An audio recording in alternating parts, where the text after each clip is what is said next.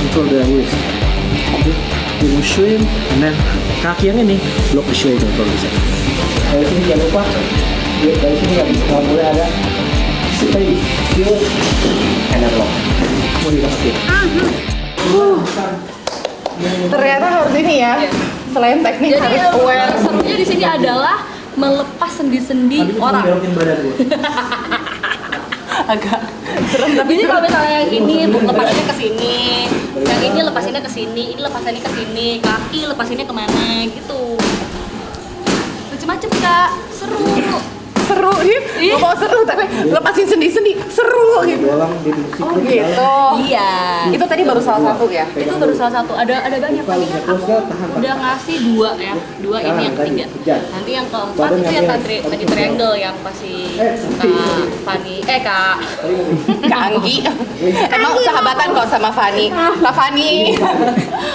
Itu yang jangan dikat apa. Oke, mari kita ulang. Tadi kan aku udah kasih dua gerakan, jadi ada dua gerakan lagi. Nah gerakan itu adalah triangle yang tadi awal-awal aku kasih tahu ke Andi itu. Nah itu juga ada. Jadi sebenarnya gerakannya tuh banyak dan itu ada sequence-nya.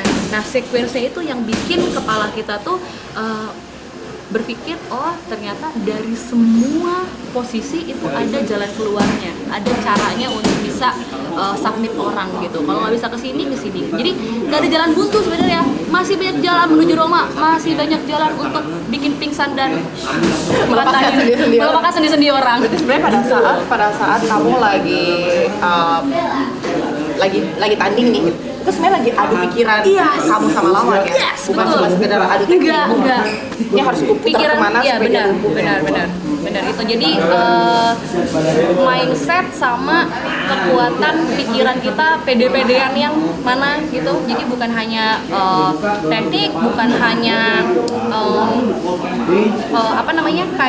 kayak kesiapan kita untuk bisa tanding gitu kan, tapi juga bagaimana kita kekuatan pikiran kita supaya gue lebih banyak tekniknya dibandingin lo gitu. Yang kayak gitu-gitunya tuh sebenarnya tetap menjadi nomor satu dan core dari sebuah pertandingan. Nah kadang yang kayak gitu tuh nggak ada di semua manusia, karena kan kadang kan ada yang insecure, ada yang kayak gue nggak terlalu keras nih latihannya, iya Udah kalah nih ya udah gila nih gue kalah nih gitu, lawannya udah jago banget. Nah yang kayak gitu-gitu tuh aku nggak mau.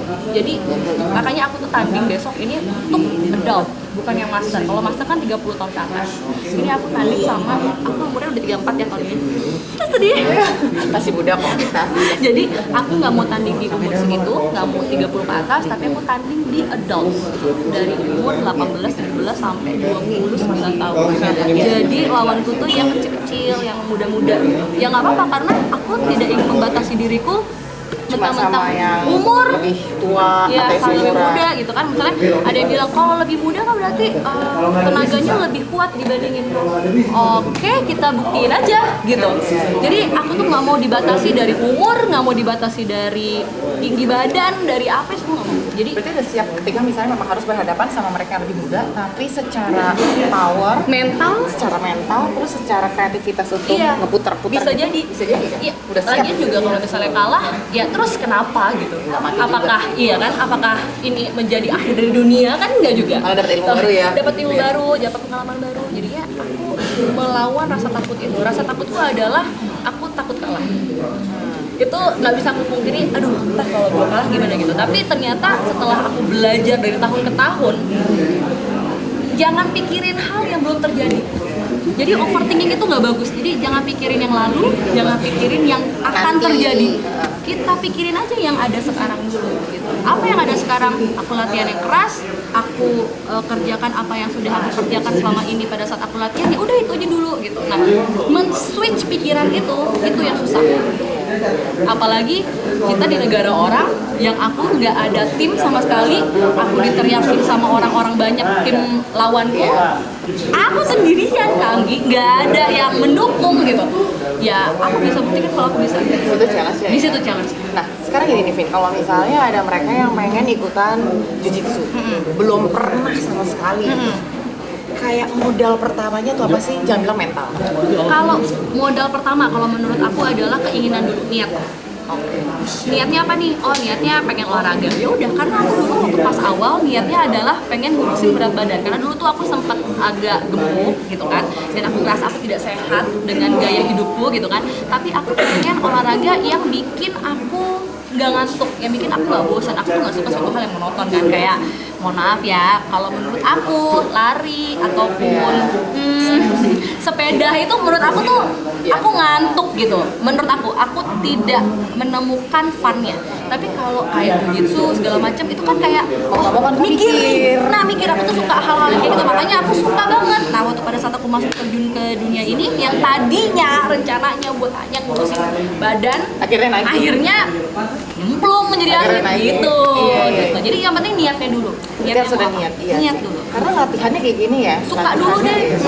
Kalau kita nggak suka kan gimana mau lanjut? Kalau nggak ada perasaan kan gimana mau lama gitu.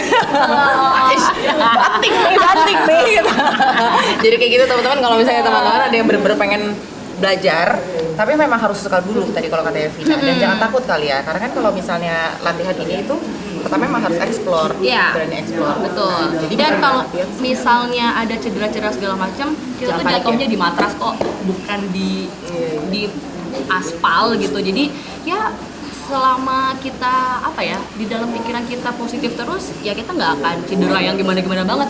Separah-parahnya aku cedera, aku masih bisa tanding, aku masih bisa kerja, aku masih bisa segoyang-goyangnya, masih bisa nyetir walaupun sakit gitu. Iya. Gitu. Jadi Kalau misalnya modal itu semua udah ada gitu kan, Vin, terus mereka pengen datang ke sini sama Vina ada setiap hari apa? ada Senin, Rabu, Jumat. Setiap jam? Setiap jam 8 malam. Jam malam. Oke teman-teman, jadi kalau mau belajar jiu-jitsu, pengen belajar self defense, itu nggak tabu untuk perempuan. Betul, sebenarnya, betul. kan? Karena selain self defense, kita juga sebenarnya belajar kreativitas di sini, Yes. sama olahraga mental. Bener banget. Dan di sini pun juga kalau misalnya mau ngerol sama yang sebadan, kita biasanya kalau misalnya aku di sini yang kecil sama yang kecil, yang besar sama yang besar, biar move-nya itu lebih bisa dipraktekkan gitu. Jadi aku pasti akan seadil mungkin ngasih pairingnya. Gak mungkin aku sampai kecil gede gitu kan, gak mungkin. Jadi untuk awal-awal aku akan pairingin sama yang same size dulu, yang beratnya sama. Supaya bisa sama imbanginnya Yes, ya. betul. Oke, sip. Karena Vina masih harus lanjut latihan lagi, dan kita mau lihat ada berapa banyak teknik dan juga apa sih kamu bilangnya? Movementnya ya? Iya. Ada berapa movement lagi nih yang lagi dipraktekin, kita mau lihat dulu ke sana. Jangan lupa untuk kita terus hidup sehat. Saya Anggi Pasaribu, sampai ketemu di Insta Story berikutnya. Bye.